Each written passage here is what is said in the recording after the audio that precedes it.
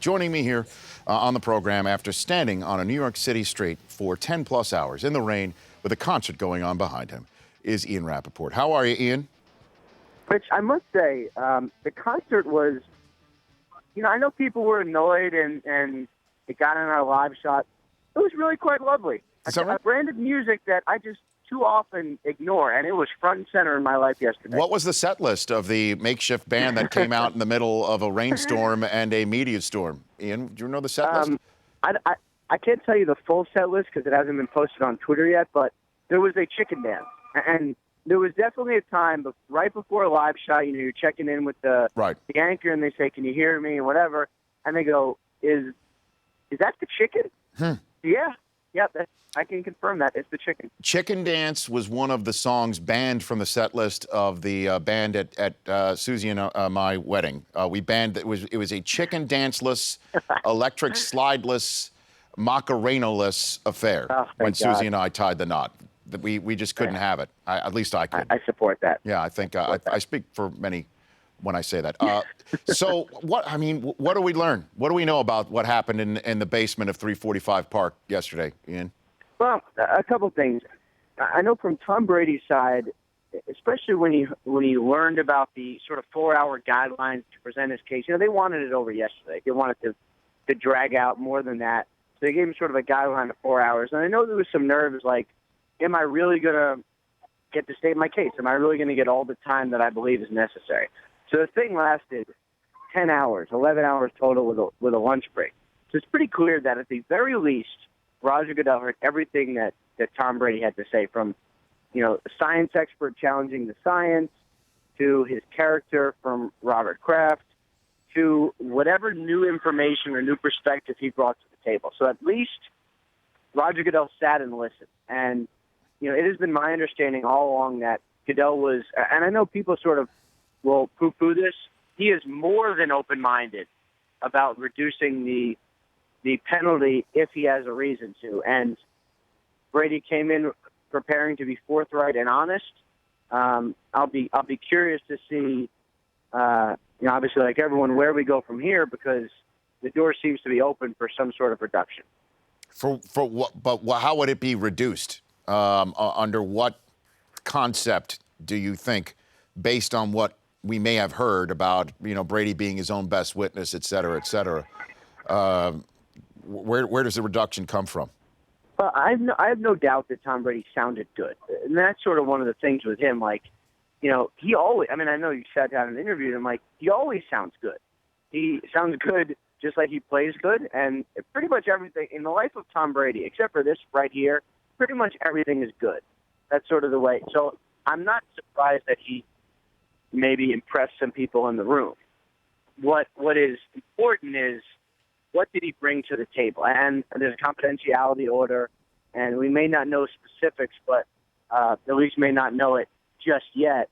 But he knew he had to go in there and change some minds. So, if he cooperated, and I know he was being advised by the NFLPA to cooperate more than he did from the beginning of this. So if he cooperated, I would imagine there'd be some sort of reduction just in the fact that he finally sort of worked with the NFL on this. And if he is able to somehow show that he didn't do it, or if he did do it to express contrition, like Ben Roethlisberger did several years ago, maybe a game, maybe 2 games.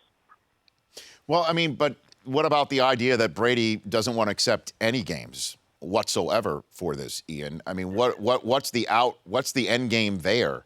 If where the NFL might say, okay, we'll just cut this in half because the Wells report, you have refuted it. You did give us more information, but there's still things that are left unexplained, and boom, now we'll just cut it in half. But that means Brady still has something that he sits out. Yeah, there Tom Brady has a problem. He has a timing issue more than anything, because I know the NFLPA would probably welcome a court appearance to sort of use it to challenge Goodell's role as the appeals officer and all that. But what if it goes to November? So and Brady loses. He could go to federal court and lose. So then, is he serving a suspension in December? All this sounds, and it's really like in any negotiation. you go in with the strongest position. But if the option is really like you may have to miss a December game, a playoff game, what if he has to miss a playoff game? You know, at that point, wouldn't he say, all right, look, I'm against this. I still didn't do it, but I'm going to take 2 games in September. Ian Rapoport, NFL media insider, joining me here right now. What to make of the report that Peyton Manning was put on the block by Denver offering him to the Texans? What do you make of that report, Ian? Not very much. My understanding is that's not how it went down. I do believe there was some conversation between the Texans and several teams who have quarterbacks. I mean, in actuality, like I think and I've talked to a lot of people about all of these quarterback rumors. Remember, there was the rumor about the 49ers trying to trade Kaepernick. Now there's rumor about the Broncos trying to trade Manning. What it sounds like is that the Texans, without a quarterback and before they signed Hoyer and Mallett, reached out to teams and tried to see what was there. And the further away from this we all get, the more it's sort of the telephone game, and people say, well, the Broncos tried to trade Peyton Manning. It's my understanding they did not make any phone calls. But did they receive a call from an interested party? I would imagine that they did. And I think this all sort of stems from the Texans trying to look around and then all of that getting out. And thus the Texans having a no comment where everybody else is denying it. Correct. That's exactly right. Ian Rapoport, NFL media insider, joining me here. Why is everyone wringing their hands over Russell Wilson's contract and there's not a boo or a peep about Andrew Luck's out of Indianapolis, Ian? I guess because everybody keeps talking in Seattle. That's the only thing I can come up with. You know, I mean, and also they're actively negotiating. I think Andrew Luck has planned to not do it this year. I don't think the Colts want to do it this year. But, you know, contracts are hard. And I think the other thing with Russell Wilson is his image, and rightfully so. I mean, you've spent time with him as I have. Like, he's a great guy. But I think people are having trouble reconciling the great guy can also, you know, the fact that a great guy can also be someone who wants to get his market value.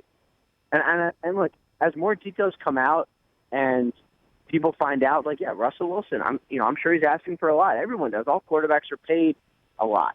But it's going to be hard for people to say, like, this great guy also wants to get paid like the level of you know, contributions that he's actually made to the Seahawks. Like, it's hard. Now, you know, as this is sort of the part that's always a mess. You know, when you get down to a deadline, does a deal get done or does it not get done? That's the real issue. But right now, when everyone's talking, it all seems like a big mess. But what are you hearing about the creativeness of the ideas that are being thrown back and forth and the fact that Russell's got a baseball-minded agent? There's talks about it all being guaranteed and because that would potentially help with the long-term cap ramifications. How much is true of that and not, from what you can tell, Ian? Yeah, I think the prospect of a fully guaranteed contract is something that in Russell Wilson's mind is still there, still trying to come to grips with why the NFL just doesn't do it. And having a baseball agent has really, I think, forced him to be like, all right, let's take a look at the system. How are things done? Why are they done this way? Is there a reason that I shouldn't get a fully guaranteed contract? And all these issues, you know, as far out from the start of training camp, which is sort of the unofficial deadline, as far out as we are, all these issues are being explored. And so I think, you know, Russell Wilson is still trying to say, like, you know, how has the NFL done things, and is business as usual really what's best for me? And so there have been some things kicked around, and a lot of it unconventional. So it has not been like very many negotiations, which is why, you know, Agent Mark Rogers can write a 16-page letter.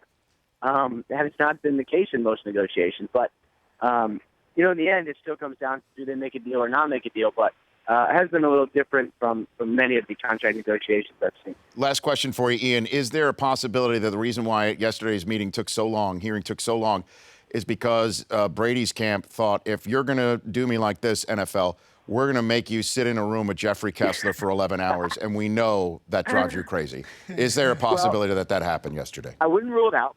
I wonder that too. Like, but then the other part of it is Ted Wells was also in the room. Yes. And if you had to say, like, all right, what would be the most entertaining thing to happen yesterday? it would be hours of Ted Wells and Jeffrey Kessler yelling at each other. Oh, yeah, I would man. probably sit and watch that. So I would imagine there was some of that. Yeah, I'm sure it's sort of like having a rock concert. Just break out in the middle of your media availability. Yeah, plus the chicken dance. There you go. Ian, thanks for calling in. I appreciate it. You take care. Thanks, Rich. We'll chat soon. That's Ian Rapoport, NFL Media Insider at Rapsheet on Twitter. The Rich Eisen Show, weekdays at noon Eastern. On Audience.